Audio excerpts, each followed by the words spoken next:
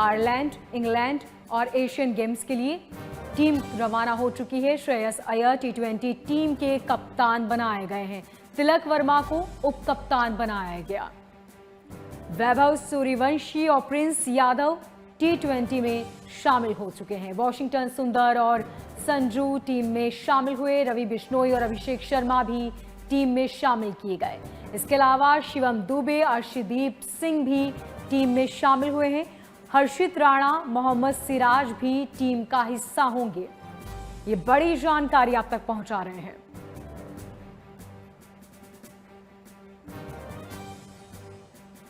तिलक वर्मा को उप कप्तान बनाया गया। वैभव सूर्यवंशी, प्रिंस यादव टी20 में शामिल हो चुके हैं। वॉशिंगटन सुंदर और संजू भी टीम का हिस्सा होंगे। साथ ही रवि बिश्नोई और अभिषेक शर्मा भी टीम में शामिल हुए। तो टीम इंडिया ने नामों का ऐलान कर दिया है। अब आयरलैंड, इंग्लैंड और एशियन गेम्स के लिए टीम इंडिया का यह ऐलान।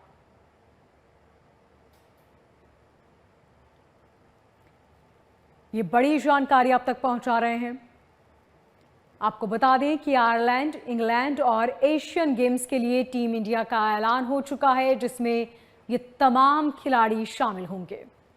और न्यूज रूम से मेरे सहयोगी दिव्यांशु जुड़ चुके हैं। दिव्यांशु, सबसे पहले तो ये बताएं कि इस बीच हमने हालांकि बहुत से नामों का जिक्र किया, लेकिन वैभव का नाम इस वक्त सबसे ज्यादा लिया जा रहा है। इसकी क्या वजह है? क्योंकि बहुत से रिकॉर्ड उन्होंने तोड़ दिए हैं और आज तो सोशल मीडिया पर काफी ट्रेंड कर रहे हैं वो। बिल्कुल मोनिका, एक बहुत ऐतिहासिक पल है क्योंकि 37 साल पुराना रिकॉर्ड तोड़ दिया गया है। जिस तरीके से सचिन तेंदुलकर का 15 नवंबर 1989 में उनका डेब्यू हुआ था, उनका उम्र जो है महज 16 साल 205 था। कराची के पाकिस्तान में उनका डेब्यू हुआ था। लेकिन अब जो वैभव सूर्यवंशी हैं, भारतीय टीम में उनका चयन हुआ है।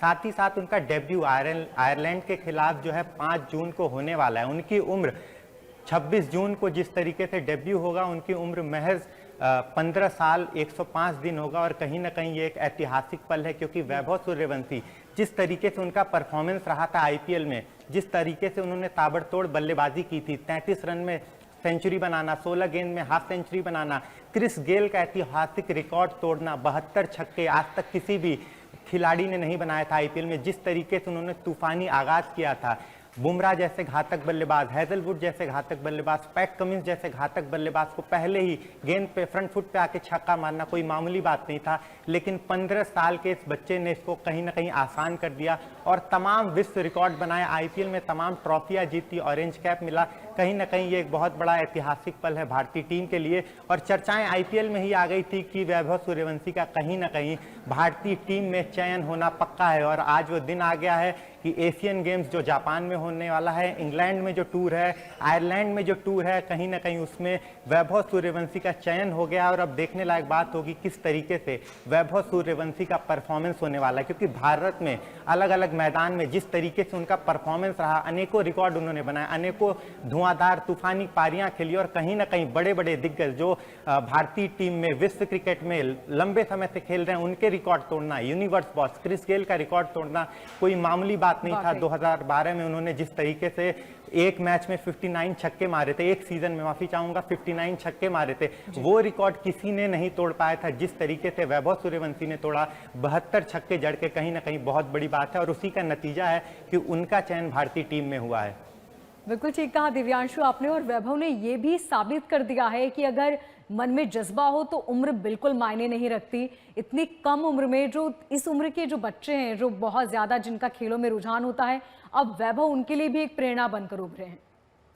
बिल्कुल बिल्कुल, वैभव कहीं ना कहीं एक बहुत ही जुझारू खिलाड़ी हैं। जिस तरीके से उनका परफॉर्मेंस रहा था पिछले भी सीजन, कहीं ना कहीं उनकी जो पारी थी काफ़ी शानदार थी। और इस सीजन भी हमने देखा जिस तरीके से वो बल्लेबाजी करते हैं, कहीं ना कहीं पहले ही गेंद पे आके आक्रमण करना, 15-16 बॉल में हाफ सेंचुरी बनाना, 33 गेंद में सेंचुरी बनाना कोई मामूली बात नहीं है। क्योंकि हमने सीजन देखा, बड़े बड़े दिग्गज आए, कहीं ना कहीं पवेलियन लौट गए, लेकिन ये खिलाड़ी कहीं ना कहीं राजस्थान रॉयल्स को अंत तक पहुंचाना, जिस तरीके से राजस्थान रॉयल्स ने खेला, कहीं ना कहीं उनके अंदर एक सिक्का रह गया होगा कि फाइनल्स तक नहीं पहुंच पाए, ट्रॉफी हाथ नहीं लगी, लेकिन उनका परफॉर्मेंस कहीं ना कहीं अविश्वसनीय था। जिस तरीके से उनकी पारियां थी, कहीं ना कहीं इतिहास में हरदम दर्ज होगा।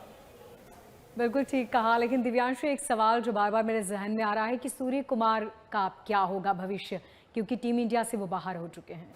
बिल्कुल, सूर्य कुमार यादव उनकी कप्तानी और साथ साथ उनकी जगह दोनों ही टी20 टीम के स्क्वाड से छीन ली गई है।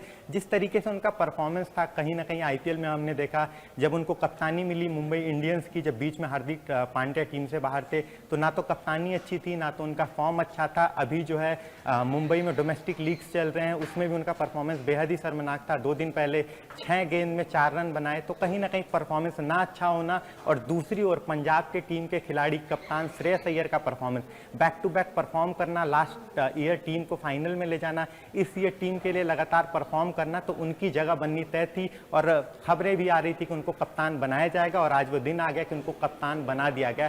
कहीं ना कहीं सूर्य कुमार यादव को अब बहुत काम करने की जरूरत है, क्योंकि जिस तरीके से उनका डाउनफॉल हुआ है, तो उनका टीम से बाहर जाना कहीं ना कहीं तय था। और अब कहीं ना कहीं बीसीसीआई ने ये कड़ा फैसला ले लिया है कि सूर्य कुमार यादव ना तो कप्तान रहेंगे, ना तो टी20 सीरीज का हिस्सा रहेंगे, जो कि आयरलैंड में है, जो कि इंग्लैंड दौरे में है, और साथ ही साथ जो एशियन गेम्स जापान में होने वाला है। दिव्यांशु, तो अब ऑप्शन क्या है, फ्यूचर क्या है उनका, क्योंकि यही सवाल सबके जहन में भी है इस वक्त कि अब आगे वो क्या करेंगे। बिल्कुल, कहीं ना कहीं अब उनको डोमेस्टिक खेलना होगा। अब इंटरनेशनल क्रिकेट में जगह बनाने के लिए कहीं ना कहीं डोमेस्टिक मैचेस में परफॉर्म करना बेहद ही इंपॉर्टेंट है। अभी हाल में भी जो डोमेस्टिक मैचेस हुए थे, जो लीग्स हो रही है मुंबई में, उसमें भी उनका परफॉर्मेंस अच्छा नहीं है। 6 गेंद पे 4 रन, कहीं ना कहीं वो भी एक बहुत बड़ा रीज़न है कि उनका नाम जो है कहीं ना कहीं लिस्ट से बाहर किया गया है, क्योंकि कप्तानी से हटाने का तो सवाल था ही। ये नहीं किसी ने सोचा था कि उनको जो है टी20 की जो सीरीज है उसके स्क्वाड से भी बाहर कर दिया जाएगा।